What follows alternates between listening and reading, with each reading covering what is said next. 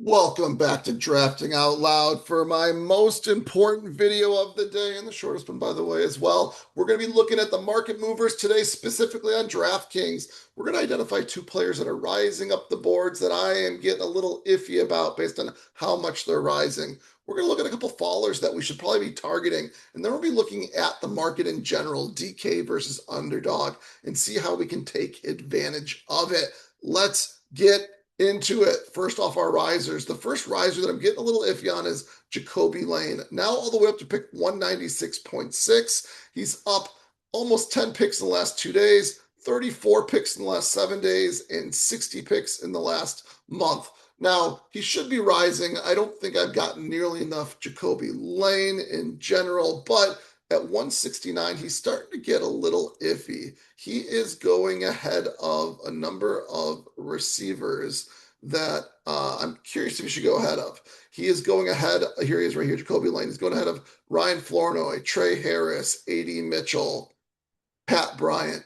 And I just don't know if Jacoby Lane has the profile to earn targets as much as just he's finding himself in the right place at the right time right now. If things break these other players' ways, I think they could easily outperform Jacoby Lane. While if things break Jacoby Lane's way, I think he is maybe capped around here, maybe a little higher, but I don't think he has as much of a high upside based on what he demonstrated in college. Now, I'm not a college scout, but just listen to other people that do a lot of that scouting. He didn't really have anything in his profile that shows he's going to break out in the NFL. Ryan Flournoy showed he can do it already. A.D. Mitchell has shown he can do it already. He's just got his head on a little funny. Pat Bryant has shown he can earn targets as well, especially in a Denver offense. So while I do think maybe he should still rise a little bit based on some of the players that are ahead of him that are a little bit iffy. Jauan Jennings, there's talk of him maybe not even being the number 3 wide receiver on the team. So that would be one of them. Jalen Nailor, I guess there's a little bit of concern with him as well. I'm not sure exactly where that's coming from, but something to look at as well. So you might see Lane rise a little bit, but I think it's more about some of the players he's going ahead of that I'd be considering a little more than Lane. If we go back to our risers, number 2 on here that I'm a little iffy on is DJ Moore. He's already going higher on DraftKings relative to underdog, and he's rising up the boards again. 1 pick in the last 2 days, 3 picks in the last 7 days, and 6 picks in the last month, up to 42.9. And grab your guys. He probably deserves to be in this range somewhere. I think there's some excitement for DJ Moore and what he can do. Now, the downside for DJ Moore is that all his advanced metrics were trending the wrong way in Chicago. The question is that because they are trending the wrong way or because he just wasn't really given it in Chicago? And there's some questions there on that, and I don't know, and no one knows. So he's rising up because I think people are either just not paying attention to those metrics or really like the hype of what's going on right now, having a pretty good game until the ankle injury. Now, should he be in the range with like Devontae Adams and Parker Washington, Terry McLaurin, Jameson Williams, Mike Evans, Christian Watson? He should be in there somewhere. But I don't think he should be rising up the boards even more like he is right now. Listening to Zane Denani, he's very bullish in a different way on Luther Burden than like a little more realistically bullish. And so I think I'm definitely taking Luther Burden over DJ Moore. I think I'm probably also taking Parker Washington over DJ Moore just based on the offense and how that offense works. I think Parker Washington's going to be heavily targeted. So it's going to be hard to sprinkle in DJ Moore on DraftKings. Still might try to find the place where you can get like 2 of these guys or something like that.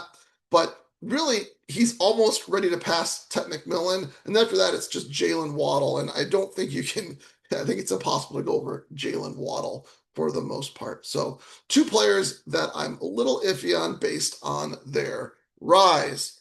2 players that I'm intrigued on based on their fall. Number 1, Chuba Hubbard, now 108. And I've been drafting Jonathan Brooks like mad on both platforms. But now at 108, the tide has turned a little bit. You can see actually, if we go back to the market movers here, that Brooks is still rising. He's up to 72.8. And I think you can argue that 72.8 is still a draftable target potentially for him. He just passed Tony Pollard, who getting some negative buzz based on how he was run in the preseason game, thinking that it might be much more of a committee than expected.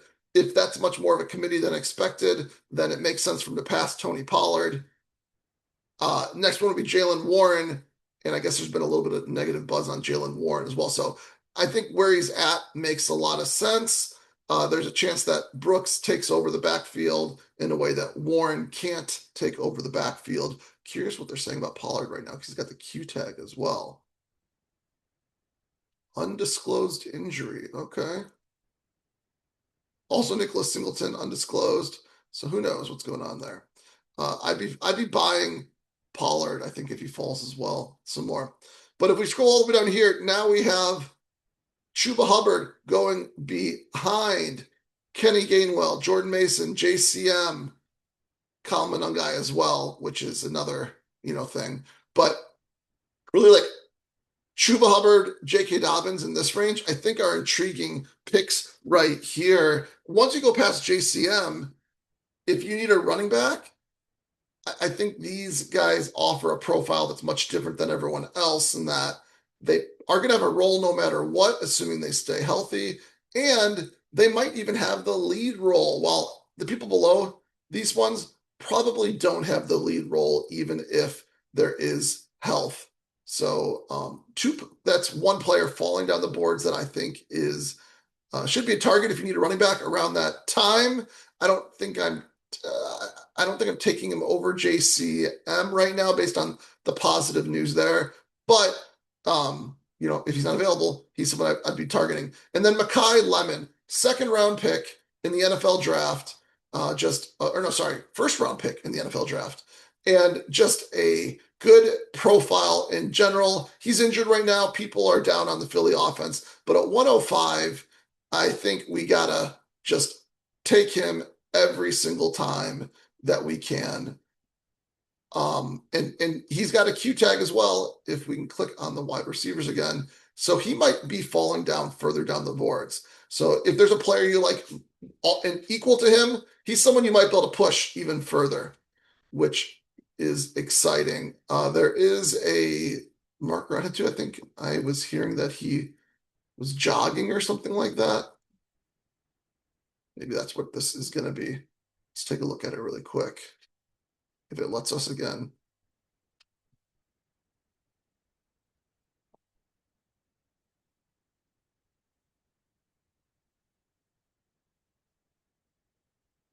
I expect him to probably be the number 3 wide receiver to start, but then ideally takes over the number 2 from Dontavian Wicks. Okay, first signs of practice progress. Okay, now, last but not least, we got a minute left here. We're going to be looking at our values. And I think that looking at the values here, there's some clear ways to play this right now on DraftKings. At least I'm going to be experimenting with it. And what I'm thinking is grabbing running backs early, grabbing wide receivers in the middle and late, and then trying to sprinkle in one tight end, one QB, and then be kind of essentially weak at tight end and QB, be extremely strong at running back, be secondary strong at wide receiver with these middle round wide receiver profiles that are exciting, and then try to just limp in with one good quarterback that takes me all the way, and then a couple other quarterbacks to sprinkle in points, and same thing at tight end. I think that might be the way to go, considering tight ends are being pulled up on DraftKings, and QBs are, our QBs are in a spot where there's a lot of intriguing wide receivers to take. And I think those wide receivers might be able to separate more than the wide receivers that are rising up the boards over here. I think DraftKings is where I'm going to be drafting here a little bit more, considering there aren't any new games being offered right now on Underdog, and I don't want to enter the ones that are already there, considering I think the winners have already been drafted on a lot of those. That's 10 minutes. See you on the next one. Peace.